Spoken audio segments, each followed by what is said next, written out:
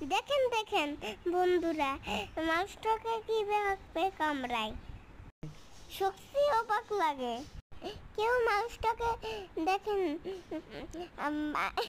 বাঁচাতে আসে নাই।